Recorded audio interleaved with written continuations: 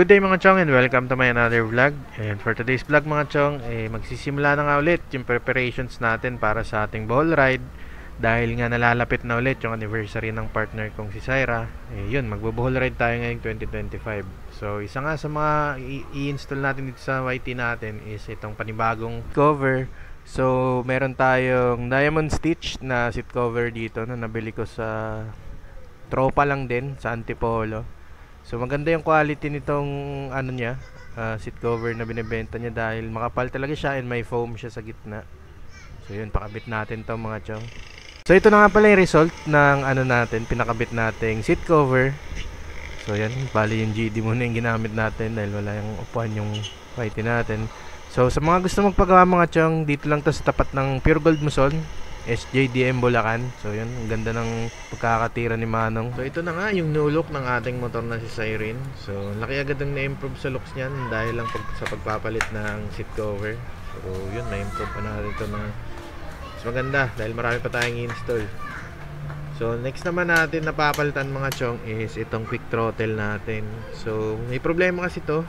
So nito ko lang rin na-discover yung problema niya na yun. And yun, explain ko sa inyo mamaya kung ba tayo magpapalit.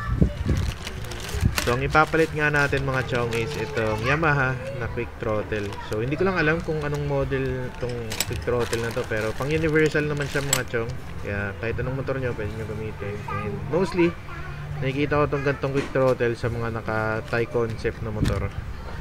So yun, meron rin tayong mga hand grips dito mga chong. So meron tayong Yamaha na hand grip.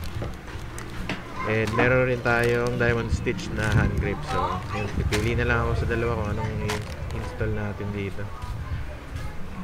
So yun, magpapalit rin tayo ng ng panibagong bar and signal lights dahil medyo gasgas na tong bar and signal lights natin. So yan mga chong, nakalas ko na nga yung quick throttle natin. So okay naman sana to, maganda naman siya kasi yun nga, yan, maririnig nyo, alloy siya. Whole niya is alloy, pati yung throttle tube is alloy. So ang naging issue ko lang dito is ito. So yan, kung makikita nyo, yung part na to kung saan ko nilagay yung nipples ng throttle cable natin is tumalas siya. So yan pala yung reason kung bakit lagi tayong napuputulan nung nag-ride tayo sa Bohol nung pauwi tayo. Yan, ito yung issue. Kaya pinuputol niya ng pinuputol kahit gaano pa kabago yung throttle cable na ikabit natin, putol pa rin talaga kasi yun, yung nagkakanto yung edge nya. So yun, ito yung kakabit natin. So ang downside lang nito is yung throttle tube nya mga chong is plastic and yung top cover nya plastic, pero yung body naman, itong sa ilalim tsaka yung sa gitna is alloy. And yun, downside rin is mahirapan tayo humanap ng kaparehas ng gantong cable kasi nga hindi naman siya masyadong So yan mga chong, kinalas ko na nga yung quick throttle natin. So yan, bali dyan yung magiging position nitong na to, holder ng cable natin. And ito naman yung mismong body, ito yung magsisilbing lock nya mga chong. So alloy din to, alloy silang dalawa. So yan, medyo gagawin lang nating upward yung position nito para medyo umangat yung throttle cable natin sa makabit natin. So yan, yung top cover nya is plastic lang. So pero yan, all goods na rin. Pogi rin naman siya tingnan. And yan, ito yung throttle cable nya mga chong. So kung makikita nyo, may red na yung cable natin sa gitna. So parang may tubing siya, plastic na magpo-protect sa mismong natin, sa mismong cable para hindi siya maghibla-hibla agad.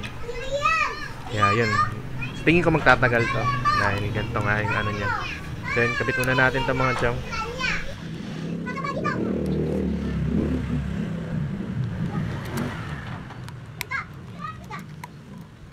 So yan mga chong, nakabit ko na yung throttle cable natin and yung mismong quick throttle. So yun, pinagapan ko na nga yung throttle cable dito sa baba para yun, kakabit ko na siya dito sa carb natin.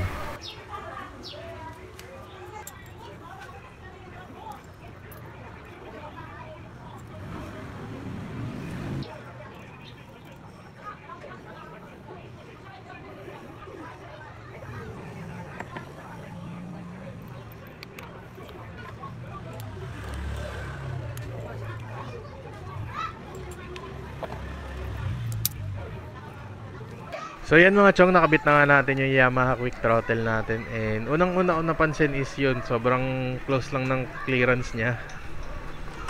So unting piga mo palang galit na agad yung makina. Ayan, pakinggan nyo na lang.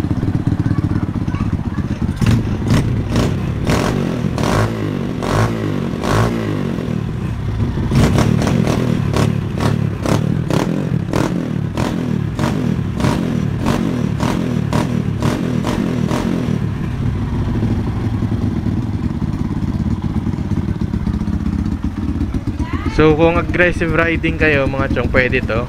Pero kung yung gusto niyo na medyo may binabound kayo na ano, eh hindi to ubra. So yun, kabit lang natin yung panibago nating handle grip.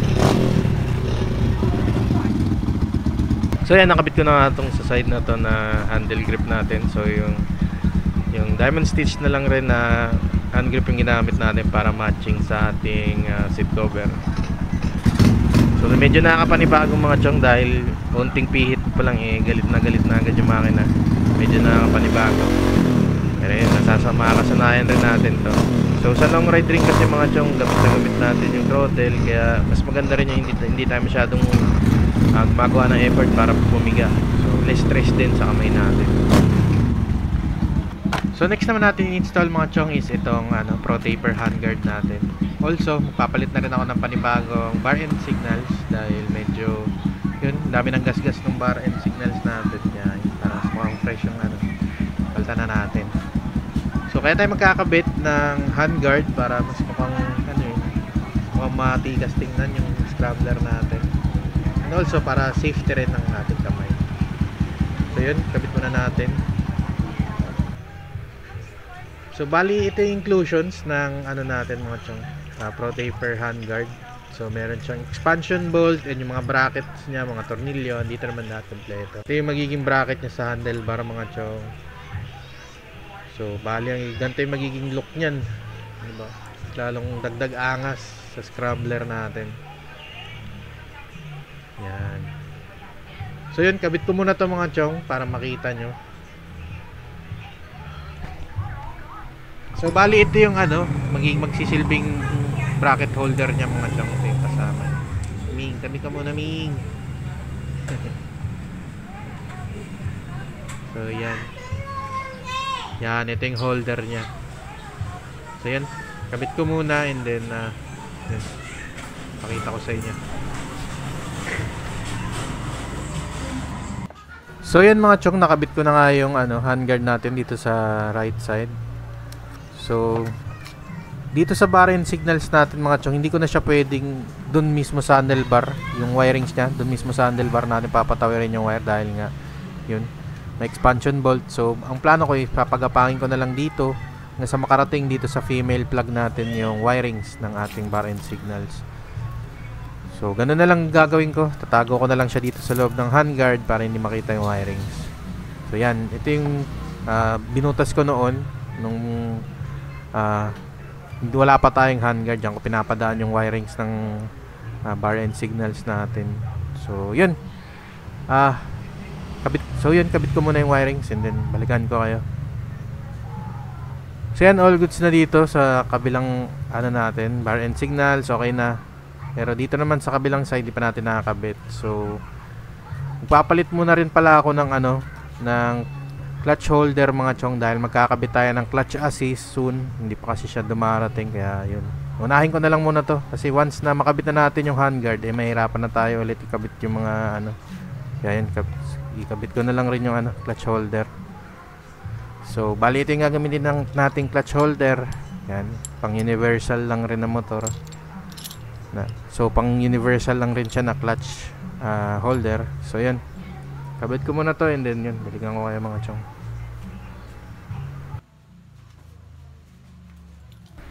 So habang tinanggal na rin natin yung clutch lever natin and yung clutch holder, yan, lubricate ko na yung clutch cable natin mga chong. So yan yung sign na maganda yung pagkakalubricate dahil tumutulo na siya sa other end.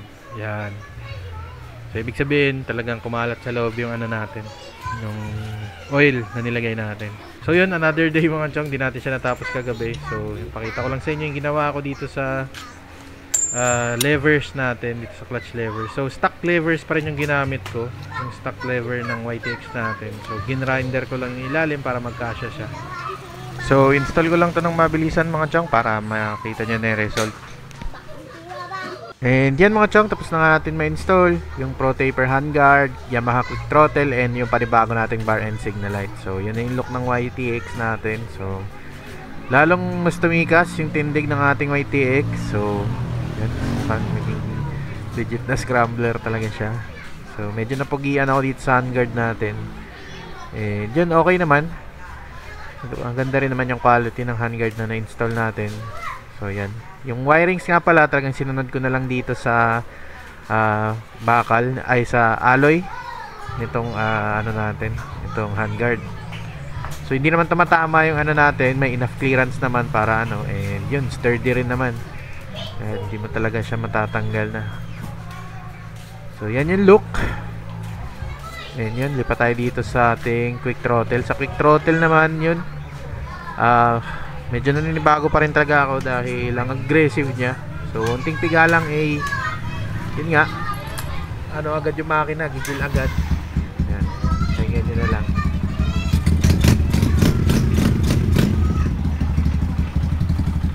Pero all goods rin dahil di na natin need mag-put ng masyadong effort sa pagpiga ng silinyador pag long ride tayo. So yan yung look niya. And yun, natuwa rin talaga ako dito sa look ng seat cover natin. Yan, talagang quality yung leather at yung ano, yung pagkakagawa nung nagkabit. So ito, niretain ko to, ginawa kasi ito ng partner kong si Syra, itong strap na to. Yan, kung nagustuhan nyo tong video na to, please leave a like, comment, and subscribe. And also don't forget to click the notification bell mga chong para ma-update kayo sa mga susunod pa nating mga videos. So yun, abangan nyo dahil mag-long ride tayo ngayong 2025. So yun, abang-abang na lang. And yun, marami pa tayong i-install bago tayong malis, kaya yun, abangan nyo rin yun. Salamat mga chong.